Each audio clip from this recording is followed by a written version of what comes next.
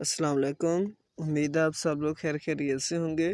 आज हम general science का लेक्चर नंबर 2 स्टार्ट करेंगे 4th क्लास से और आज कोशिश करेंगे कि इस क्लास को कवर किया जाए। इसका चैप्टर नंबर 3 का टाइटल है ह्यूमन हेल्थ के बारे में। इसमें हम देखेंगे कि competitive exam like PPSC FPSC में आने वाले इंपॉर्टेंट क्वेश्चन कौन कौन से हैं। देखें, health is a great gift of Allah Almighty. We realize the importance of health when we are sick. There may be many causes of a disease, for example, germs, scarcity of food, and air pollution. It is important to observe the symptoms of a disease to diagnose. Have you ever observed fever, cough and flu? अब इन 3-4 लाइनों में से PPSC में तो कोई question नहीं आता। The human body temperature is 98.6 Fahrenheit और 37 सेंटीग्रेड। ये 2 क्वेश्चन है। कभी वो फ़ारेनहाइट में टेम्परेचर पूछ लेता है और कभी सेंटीग्रेड का बता देता है। If our body temperature rises from this limit, it is called fever. Cough is instant response of our body. It is due to soreness and scratchiness of the throat. अब इसमें अभी तक यही 2 क्वेश्चन थे कि ह्यूमन बॉडी टेम्परेचर कितना है। आगे देखें, डू यू नो, इसमें कुछ इंपॉर्टेंट चीज़ें होती हैं क्योंकि बुक्स आजकल अपडेट हो चुकी है। Fever is not disease but a symptom of a disease. The human body temperature is measure by thermometer. ये भी क्वेश्चन आ जाता है बाज़ औक़ात। और थर्मामीटर से नेक्स्ट क्वेश्चन ये है कि थर्मामीटर के अंदर क्या पाया जाता है। तो आपको पता होगा कि थर्मामीटर के अंदर मरकरी पाई जाती है और मरकरी ही वो वाहिद मेटल है जो रूम टेम्परेचर पर लिक्विड है।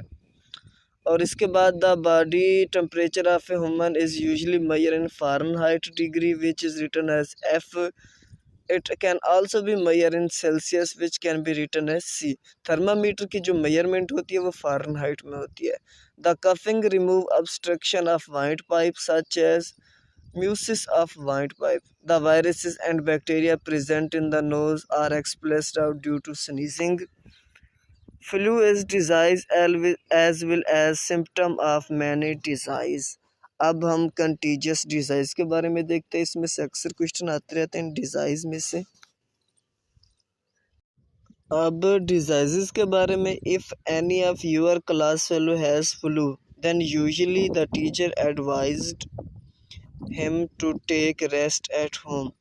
Why does the teacher say this? The teacher advises because the other children may got flu.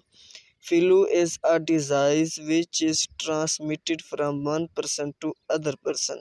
एक अब इसकी डेफिनेशन आ रही है। A disease which can be transmitted from one person to another person is called contagious disease. एक important question है, इसकी definition आ जाती है पेपर में। Flu, polio, TB. टीबी को कहते हैं ट्यूबरकुलस। ये इसका मुखफ़्फ़ एब्रीवेशन कभी पेपर में पूछा जाता है। हेपेटाइटिस एंड कोविड-19 are example of contagious disease. और ये तमाम एग्जाम्पलें हैं वायरसेस की। मतलब वायरसेस से जो डिजीज़ होती हैं वो यही डिजीज़ हैं। फ्लू हो गई, पोलियो हो गई, टीबी हो गई, हेपेटाइटिस हो गई और कोविड-19।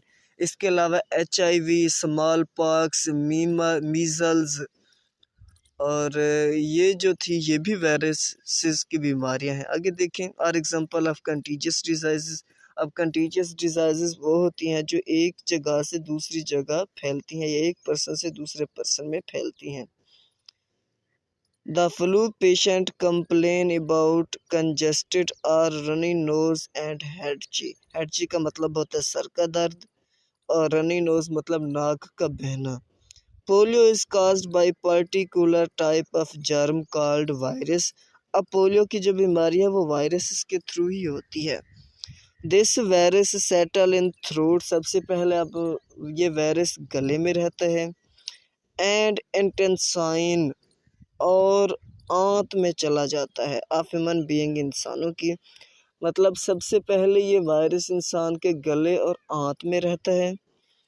It paralyse the legs permanently. और ये जो है ना टांगों को बुरी तरह मुतासर करता है। कभी कभार इंसान चलने के काबिल भी नहीं रहता। There is no treatment of this disease, और अभी तक इस बीमारी का कोई इलाज नहीं आया। इसकी वैक्सीन होती है, 5 साल के बच्चों तक को पिलाई जाती है। Polio virus is transmitted through food, water and air. अब इसके ट्रांसमिशन के ज़राए देख लें, वो खुराक, पानी और हवा के ज़रिए फैलता है। अब पोलियो और स्मॉल पॉक्स, इसी तरह मीज़ल्स हो गई, हेपेटाइटिस हो गई, ये तमाम बीमारियां, HIV हो गई, ये वायरस की बीमारियां हैं। और वायरसेस की बीमारियों से रिलेटेड अक्सर पेपर में क्वेश्चन पूछा जाता है। उसके बाद ट्यूबरकुलोसिस, ये बाज़-औक़ात आ जाता है क्वेश्चन। TB किसका एब्रीविएशन है? Is cause by particular type of germ called bacteria. अब TB जो होती है वो बैक्टीरिया की वजह से होती है। ऊपर वाली जो बीमारियां थी वो वायरस की वजह से थी। डिज़ाइज़ों में से अक्सर क्वेश्चन आता है। It usually effect the lungs, ये फेफड़ों पे बहुत ज़्यादा असर करती है।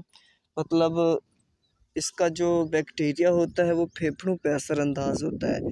TB, flu and COVID-19 are transmitted from one person to another person through coughing. खांसी के ज़रिए भी TB, नज़ला और COVID-19 का वायरस एक शख्स से दूसरे शख्स में फैल सकता है। स्नीजिंग, छींकों के ज़रिए। Use of article of affected person and conservation. Use of article से मुराद जैसे किसी शख्स से खून लिया जाए या उसकी चीज़ें इस्तेमाल की जाए। इस तरह से भी ये बैक्टीरिया या वायरसेस एक जगह से दूसरी जगह फैलते हैं। The inflammatory condition of liver is called hepatitis. जिगर की खराबी जो है ना उसको हेपेटाइटिस कहते हैं। हेपेटाइटिस मुख्तलिफ तरह के हैं, A, B, C, E। ये 4 किस्म के हेपेटाइटिस पाए जाते हैं और इनका लीवर से ही रिलेशन होता है। ये लीवर को ख़राब कर देते हैं, बाज़-औक़ात लीवर सिकुड़ जाता है और at the end liver cancer का भी बायस बनता है।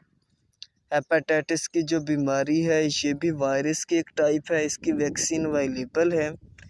The germ of this disease are transmitted through polluted water. जो कि इसका जो वायरस का जो असरअंदाज होने का जो काजेज़ है वो एक पोल्यूटेड वाटर है, आलूदा पानी, फूड है, खुराक है और ब्लड है, और ये खून के थ्रू भी एक शख्स से दूसरे शख्स में ट्रांसफ़र होता है।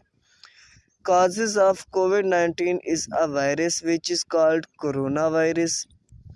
It effect the entire body including lungs. ये तमाम बॉडी को लंग्स के साथ मतलब फेफड़ों के साथ असरअंदाज होता है। और in 2020 this virus affected the entire world, due to which millions of people died. It transmitted from one person to another person through social contact and respiration। ये था कोरोना वायरस के बारे में। और उसके बाद नॉन कंटीजियस डिज़ाइज़ है। और ऊपर जो क्वेश्चन थे एक तो TB के बारे में था और उसके अलावा जो था वो हेपेटाइटिस के अकॉर्डिंग था कि वो किसकी बीमारी है, और जो था वो कंटीजियस डिज़ाइज़ और फ्लू के बारे में भी। पोलियो एक इम्पॉर्टेंट क्वेश्चन है। ये क्वेश्चन थे ऊपर के पेज में। अब नॉन कंटीजियस डिज़ाइज़ हैं। कंटीजियस डिज़ाइज़ तो वो डिज़ाइज़ थी जो एक पर्सन से दूसरे पर्सन में फैलती थीं। अब हम कुछ डिज़ाइज़ देखते हैं जो एक पर्सन से दूसरे पर्सन में नहीं फैलते, उनको हम नॉन कंटीजियस डिज़ाइज़ कहते हैं। इसके एक एग्ज़ाम्पल डायबिटीज़ है। डायबिटीज़ शुगर को कहते हैं। इसका ताल्लुक पैंक्रियाज़ की ख़राबी से होता है। वो खून में ग्लूकोज़ की मिक़दार को ज़्यादा बनाना स्टार्ट कर देता है, जिसकी वजह से इंसुलिन की मिक़दार कम हो जाती है। और कैंसर से मुराद है कि इंसानी जिस्म में सेल का बढ़ जाना। जब सेल अपनी मखसूस सिचुएशन से बढ़ना शुरू हो जाए तो उस स्टेज को हम कैंसर कहते हैं।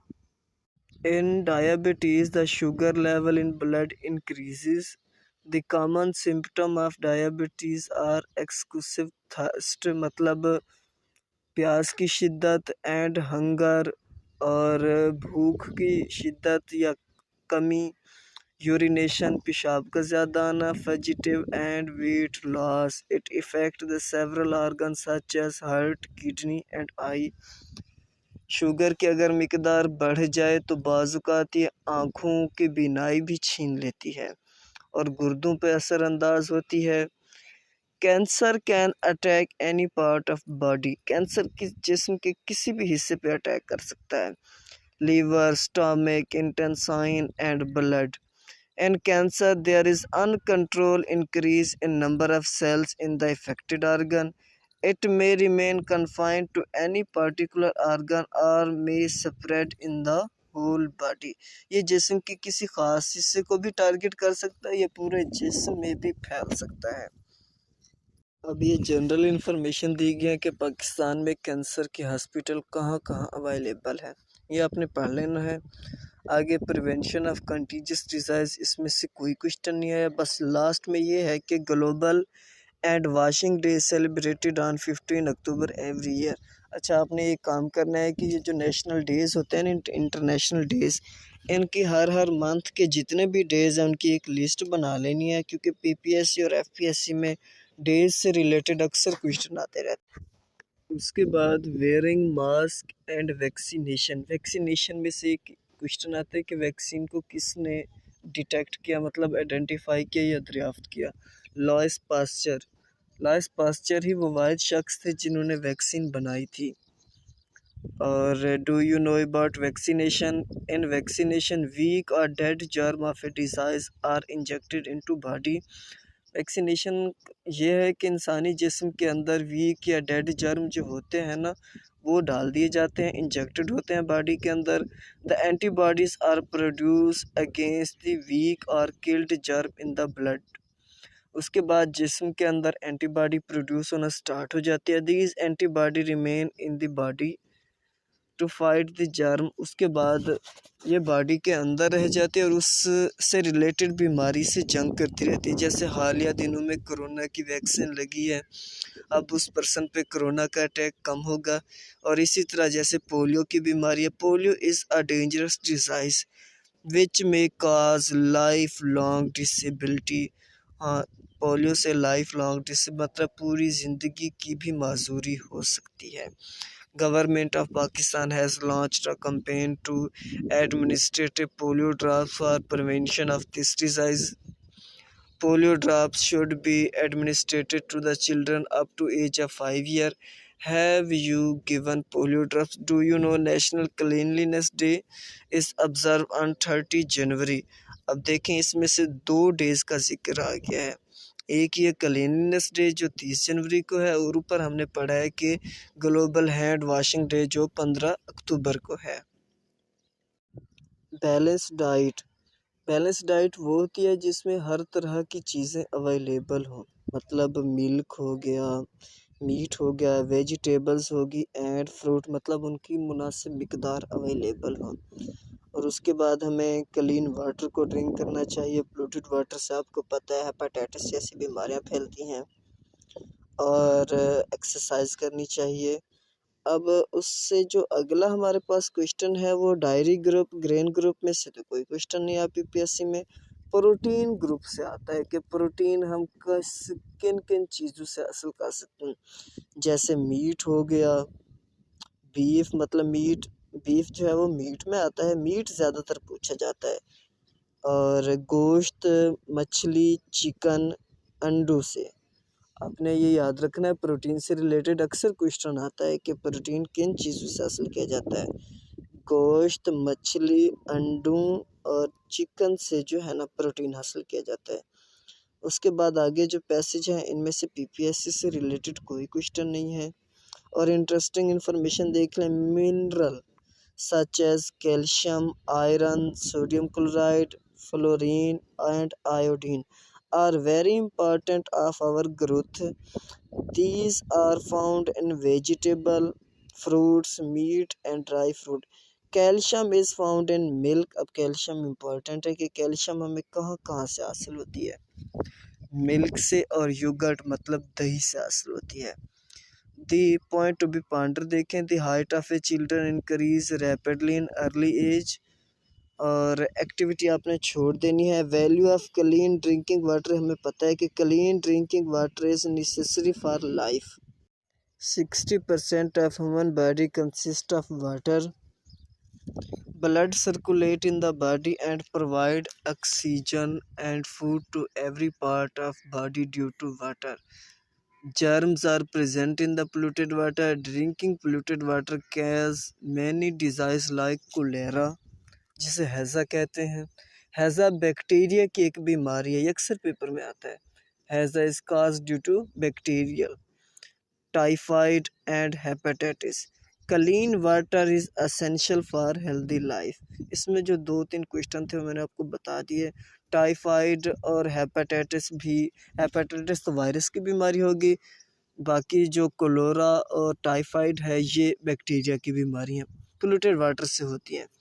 अब एक इम्पॉर्टेंट क्वेश्चन है कि वर्ल्ड वाटर डे किस दिन मनाया जाता है। ये 22 मार्च को मनाया जाता है। इसलिए मैंने आपको कहा है कि ये जो हर मंथ में जितने भी इंटरनेशनल डेज़ हैं ये आपने सेपरेट कर लेना है।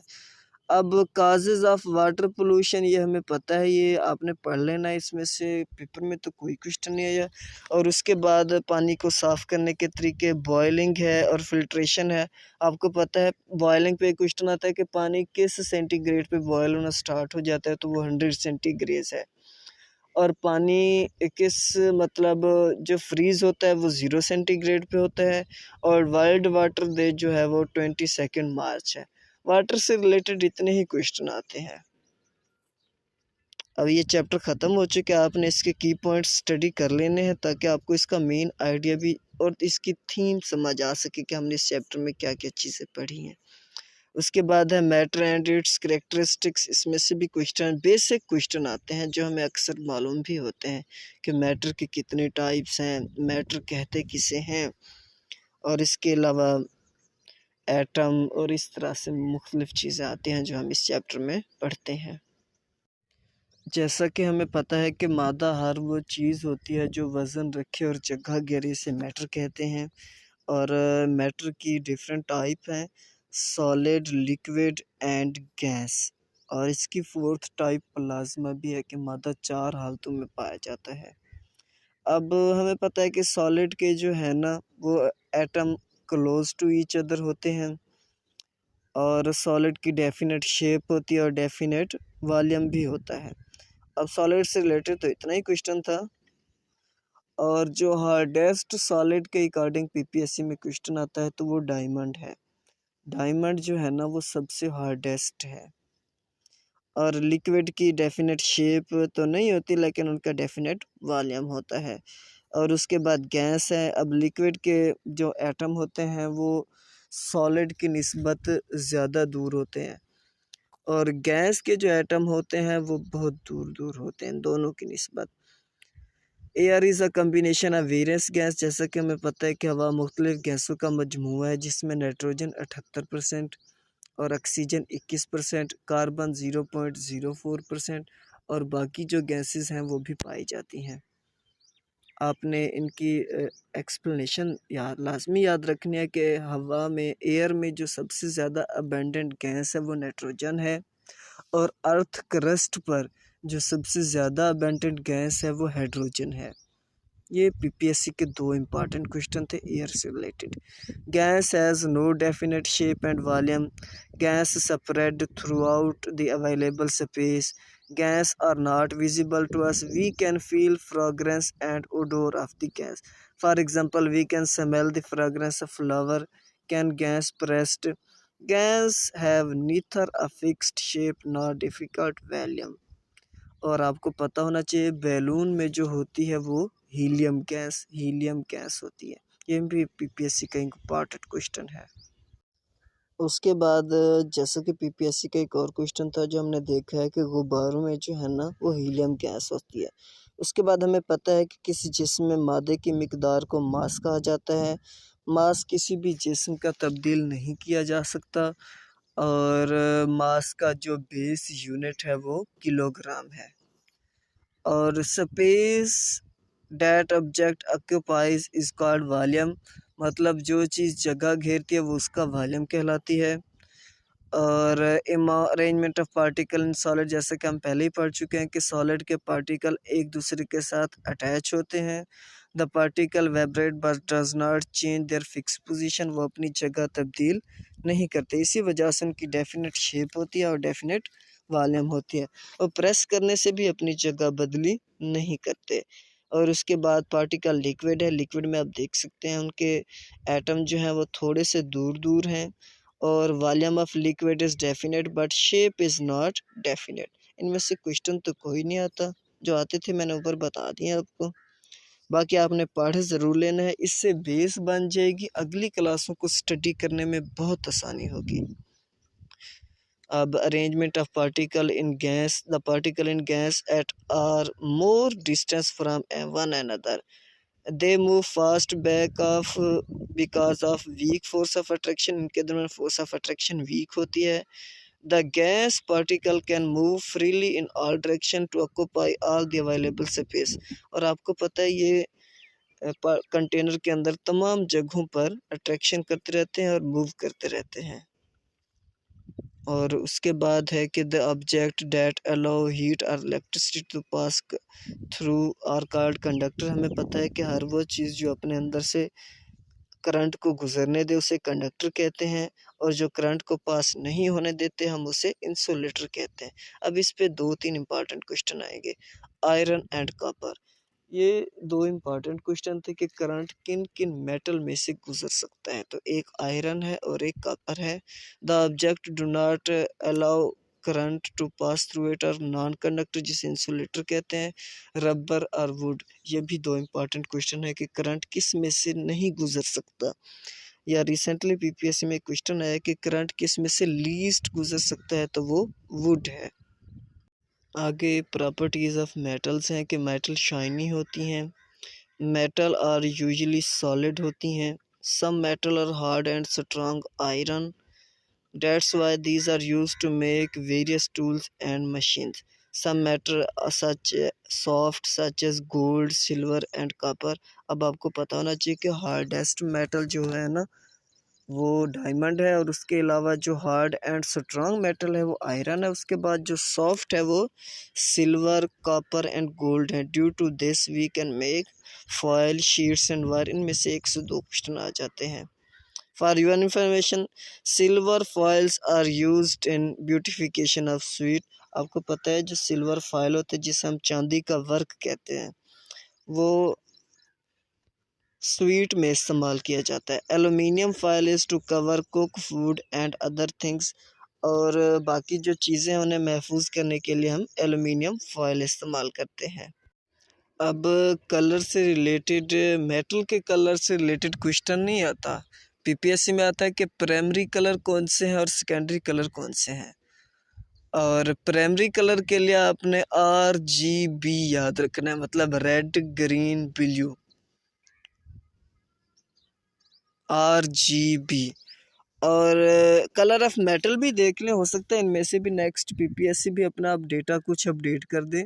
Metal have various colours, grey gold is yellow, copper is red और silver is white. Tin and nickel are light pink, zinc chromium and aluminium are light blue in colour, most of metal are grey in colour. अब density of metal देखें, volume of both, density कहते हैं ratio of mass over volume. The volume of both object is same but one is more wait. अब the mass present in a definite volume is called its density, density की just आपने definition याद रखनी है। और जो सबसे ज़्यादा थिक डेंसिटी होती है वो हनी की होती है। The floating and sinking of object depending upon their density. The object have less density than that of water float on the water. The object that have more density than the density of water sink in it. The metal usually have more density. If you tap any metal, can you hear the resonance of the metal, this is due to density. अब do you know ये एक information है। On the basis of density metal are called heavy metal. अब heavy metals देख लें, इनमें से question आता है zinc, mercury, chromium and light metal, ये भी देख लें। Magnetism, aluminium and titanium. Some metal have magnetic properties and attract by magnetic metal as a conductor. हमें पता है कि जो कॉपर, एल्युमिनियम और सिल्वर होती हैं ये इलेक्ट्रिसिटी को अपने अंदर से गुजरने देती हैं। ये इलेक्ट्रिसिटी की गुड कंडक्टर होती हैं और ये इलेक्ट्रिक वायर्स में भी इस्तेमाल होती हैं। Metal good conductor of heat such as iron, copper and aluminium. अब आपने ये याद रखना है कि आयरन, कॉपर और एल्युमिनियम जो होते हैं ये गुड कंडक्टर ऑफ इलेक्ट्रिसिटी होती हैं और इससे हम बर्तन भी बनाते हैं। ये चैप्टर एंड हो चुका है। इसमें से भी पीपीएससी के बहुत से क्वेश्चन थे जो हमने साथ साथ हाईलाइट किए। अब इससे अगला जो चैप्टर है वो एनर्जी की फॉर्म्स है और ट्रांसफर है। एनर्जी से भी कुछ क्वेश्चन आते हैं, इसमें से कुछ क्वेश्चन कम आते हैं जो हम हाईलाइट कर लेंगे, बाकी आपने इसमें से लीव कर देना है। अब एनर्जी का हमें पता है कि किसी जिस्म में काम करने की सलाहियत को एनर्जी कहते हैं, ability of a body to do any work. और हमें पता है कि इंसान को चलने फिरने और कोई भी काम करने के लिए एनर्जी की ज़रूरत होती है। और एनर्जी का सबसे बड़ा ज़रिया जो है वो सूरज है। Sun is biggest source of energy for the earth. We see the energy of a sun as light and feel it as heat. और सन में जो कलर होते हैं, सन की लाइट में वो 7 कलर होते हैं। ये भी पीपीएससी का क्वेश्चन है। Among the source of energy are flowing water. अब एनर्जी के ज़राए देखें। फ्लोइंग वाटर है मतलब पानी से पैदा होने वाली एनर्जी जिसे पन बिजली कहते हैं। एयर है वाइंड्स के थ्रू जो बिजली पैदा होती है। और कोल है जिसे हम थर्मल बिजली भी कहते हैं। ऑयल, गैस एंड वुड, इससे भी बिजली पैदा होती है। और उसके बाद देखें ट्रांसफॉर्मेशन ऑफ ए एनर्जी। अब कानून बकाया मादा हमने पढ़ा होगा कि एनर्जी को एक जगह से दूसरी जगह, एक शक्ल से दूसरी शक्ल में तब्दील किया जा सकता है मगर उसे ख़त्म नहीं किया जा सकता। One form of energy can be transform into another form. For example one of the way generating energy through fast flowing water. अब पानी के थ्रू भी बिजली पैदा की जा सकती है और पानी के थ्रू जो बिजली पैदा की जाती है उसे कहते हैं हाइड्रो इलेक्ट्रिसिटी। इसमें जो अभी तक क्वेश्चन इस सफ़े से आया वो हाइड्रो इलेक्ट्रिसिटी है कि पानी से पैदाशुदा बिजली को हाइड्रो इलेक्ट्रिसिटी कहते हैं। और when the river water store in high dam lake is released downwards it run very fast through tunnel which have turbine in them. अब इससे आपको आइडिया हो रहा होगा कि पानी जो है ना वो टनल के थ्रू बड़ी तेज़ी से गुजरता है और आगे उसके टर्बाइन लगा दिए जाते हैं। जब फास्ट वाटर थ्रू टर्बाइन से गुजरता है तो generator connected to turbine produce electricity, तो इसके साथ जनरेटर अटैच होता है जिससे इलेक्ट्रिसिटी पैदा होती है। और आगे देखें इन थर्मल पावर स्टेशन। अब कोयले से जो बिजली पैदा होती है, कोयले, ऑयल और गैस से, हम उसे कहते हैं थर्मल पावर स्टेशन। और पाकिस्तान में सबसे ज़्यादा बिजली आजकल थर्मल पावर स्टेशन से ही पैदा की जाती है। अब इसमें दो क्वेश्चन हैं कि पाकिस्तान में सबसे ज़्यादा बिजली किससे पैदा की जाती है, तो वो थर्मल है। और पाकिस्तान में जो चीपेस्ट सोर्स ऑफ एनर्जी है वो कोल का है, कोयले से बिजली पैदा की जाती है। The steam is use to run turbine and turbine run generator. तो इसमें भी थोड़ा सा सेम सिस्टम है जैसे पिछले में था। उसके बाद है do you no wind mills produce electricity from fast wind energy. और हवा से भी जो बिजली पैदा होती है उसे कहते हैं wind. Conservation of energy. Source of energy like coal, oil and gas are limited resources of earth. We are unable to increase amount of these. अब इनमें से आपने जस्ट पढ़ लेने हैं, इसमें से बाकी पेपर तो नहीं आता। मतलब because they are made in million of years, however we can save these resources by consuming them carefully as our population increases. The limited energy source can not support us to fulfil our need. We have to keep balance between the facilitate we need to comfortable life and limited supply of energy. We need to create awareness among the people for using them. We shall explore clean and renewable source of energy so that not only we but also next generation we do not face energy storage. अब light है, इसके बारे में पहली 3-4 लाइनें तो generally दी गई हैं। उसके बाद रेम्बो पे आ जाएं और रिफ्लेक्शन ऑफ लाइट, इसमें से भी कोई क्वेश्चन नहीं आता। Rainbow, there are 7 colour in sunlight. ये बड़ा इंपॉर्टेंट क्वेश्चन है कि सनलाइट कितने कलर्स पर मुश्तमिल है, तो 7 कलर पर मुश्तमिल होती है। Red, orange, yellow, green, blue, indigo, violet. After rain some drop of water are suspended in air. When sunlight passes through it, water droplet, they divide into 7 color are called 7 color like a prism. A prism में भी 7 colour होते हैं। Sound energy, sound is form of energy which produced through vibration. उसके बाद है कि vibrating object जो होते हैं वो प्रोड्यूस करते हैं साउंड को। अब पीपीएससी में अभी तक वही क्वेश्चन था कि सनलाइट में कितने कलर होते हैं और साउंड कैसे प्रोड्यूस होती है, तो वो वाइब्रेशन के थ्रू। अब डू यू नो में देखें, when we speak our vocal cord in the throat vibrate and produce sound. अब इको कहते हैं कि जब हम किसी पहाड़ की जगह पर हों और एक मर्तबा बोलें तो 2 मर्तबा आवाज़ सुनाई देती है, जिसे गूंज कहते हैं। अब इंफॉर्मेशन बॉक्स देखें, sound can not travel in space. ये बड़ा इंपॉर्टेंट क्वेश्चन है कि साउंड किस से नहीं गुजर सकती, तो वो स्पेस से नहीं गुजर सकती। This is why we can not hear the sound of the explosion in the sun. अब सन में भी कुछ एक्सप्लोजन आपको पता है, फिशन रिएक्शन और फ्यूजन रिएक्शन होता रहता है। उसमें हाइड्रोजन और हीलियम गैसेस सन के अंदर पाई जाती हैं। Sound is also reflected similarly as light. When we sound bounce back from the object at certain distance we hear it as again is called echo. Echo गूंज को कहते हैं। Bats use echo to catch their prey in darkness. They emit sound from their mouth and sensing the echoes they finding their darkness to reach their prey. अब bats जो होते हैं वो echo को बआसानी समझ सकते हैं। Do you know the hard and smooth reflect object reflect sound better?